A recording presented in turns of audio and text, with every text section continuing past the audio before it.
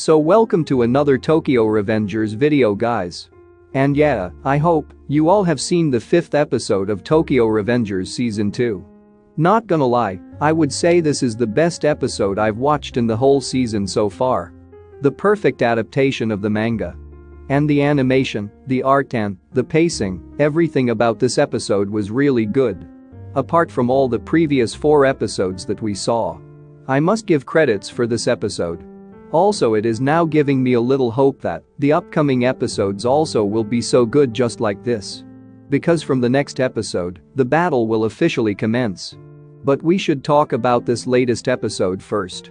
Since it has a really strong content and they added some foreshadowings that maybe many of you would not have noticed.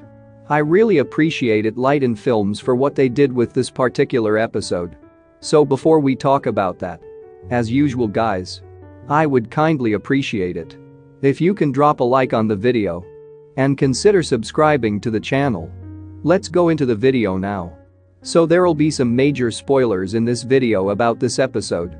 Because Light & Films dropped the biggest foreshadowing in this episode that no one ever expected. So if you guys didn't read the manga yet, don't spoil yourself.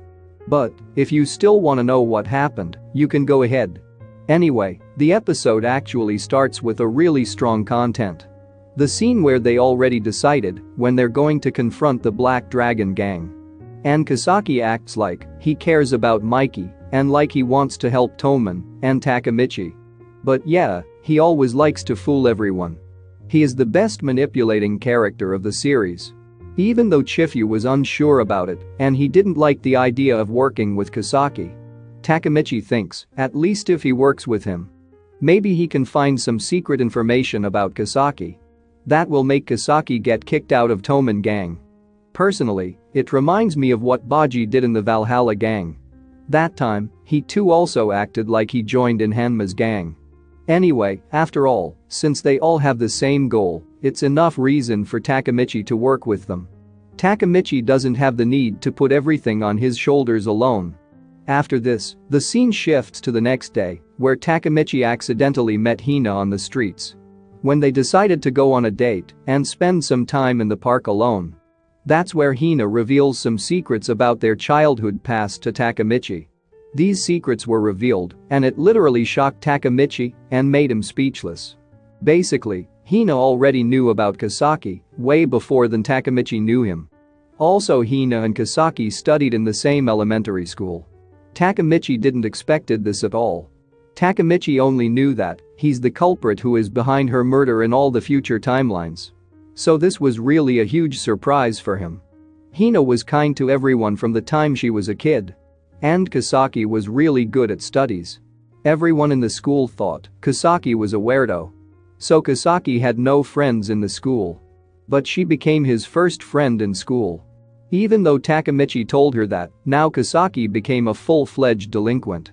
She couldn't believe it. She still thinks that he's a kind-hearted guy like he was in childhood. Which is really sad to see, since we know the whole truth behind her death. But after this, she reveals some major information to Takemichi in the whole entire story. Also, this is where we will be discussing a huge manga foreshadowing. Because this is where actually everything officially began. Also, I know that manga readers were really excited after seeing this. And would have enjoyed this scene with their whole heart. Hina said she and Kisaki met Takemichi for the very first time in this incident.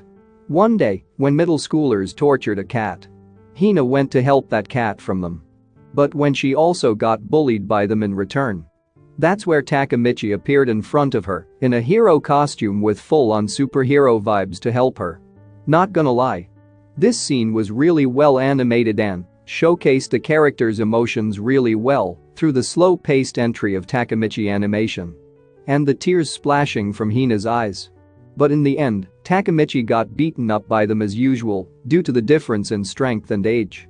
Then he ran away from that park.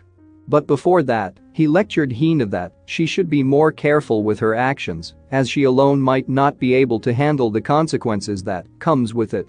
Even though Takemichi too was scared and he knew he was going to lose the fight. He still came to her rescue. That's what made Hina fall in love with him. But this what the anime-only watchers saw. But actually there are more secrets and big reveals behind this scene. I still can't believe that Light & Films literally showed him. Yeah guys, we can see Mikey's brother, Shinichiro here. I was actually shocked and was feeling extremely overwhelmed and happy after I noticed this. This is where Takemichi got his time-traveling powers from him. And he too wanted to become a delinquent like Shinichiro. I'm so happy with this small, yet such an important detail they added. Anyway, coming back to the original episode. After this, Takemichi and Hina planned to meet on Christmas evening at the Yumashita Park. While Takemichi was going to his house, suddenly he remembered something about what Hina told him in the future. He dumped Hina in the future. But he didn't know why and what's the reason. But suddenly Hina's father comes behind him and, out of nowhere, invited him to a cafe. Even though he's grateful to Takemichi for what he did to Naoto by encouraging him to become a police. But he fears him and is scared of him. Because Hina's father thinks her future will be ruined if she dated a delinquent. He didn't like delinquent people dating his daughter. So he wants him to break up with her. However, even though Takemichi didn't want to leave her, he thinks what her father said might be true. So he decided to break up with her on the next day. And he starts to come up with more and more lies and tries to break up with Hina. I had such a roller coaster of emotions while watching this scene. Also, this is one of my favorite moments in the anime, where we get to see the true feeling they have for each other. Light & Films really done a good job with this. I'm so happy with the adaptation. The moment where Hina starts to shed tears while punching Takemichi for those abrupt lies he told just was so amazing. They crafted this scene so beautifully. And the art and animation is also incredible. And we can feel how much she got hurt by those words. It was not only Hina whose heart broke, but also Takemichi got hurt pretty badly. And was so sad because of the breakup, and that was the moment he realized he loved her.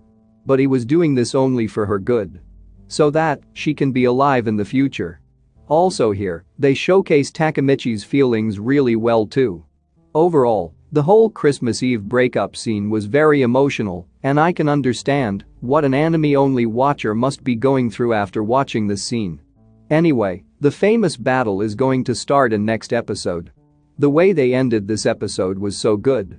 They're going to beat down Taiju on Christmas. And going to stop Hakai from killing Taiju. The plan with Kasaki and Hanma is still on. So I'm so excited for the upcoming episodes after watching this episode. What do you guys think about this episode?